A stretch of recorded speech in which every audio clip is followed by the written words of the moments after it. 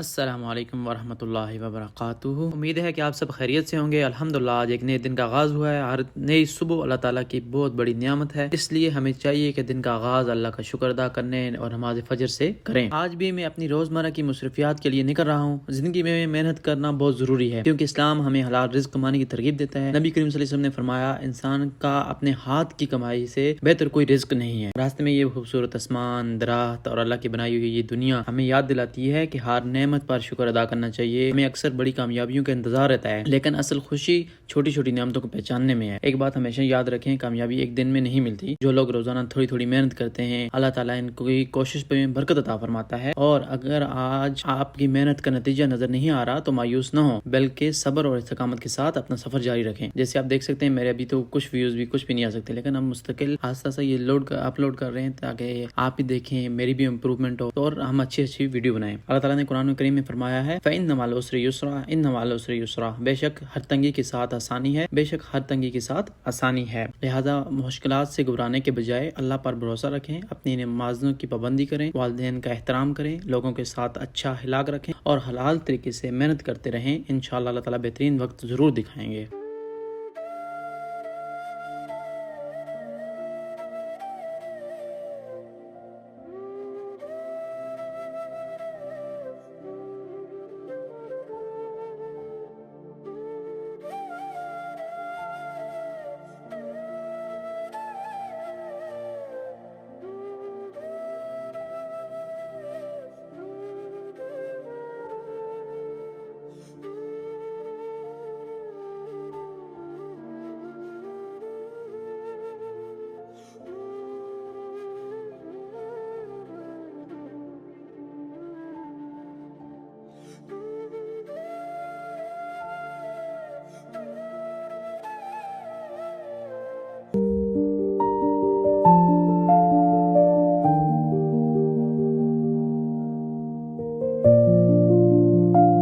ये देखें अल्लाह ताला ने कैसी कैसी नियामतें पैदा की हमारे लिए। वल्लाह अल्लाह का जितना शुक्र अदा करें कम है।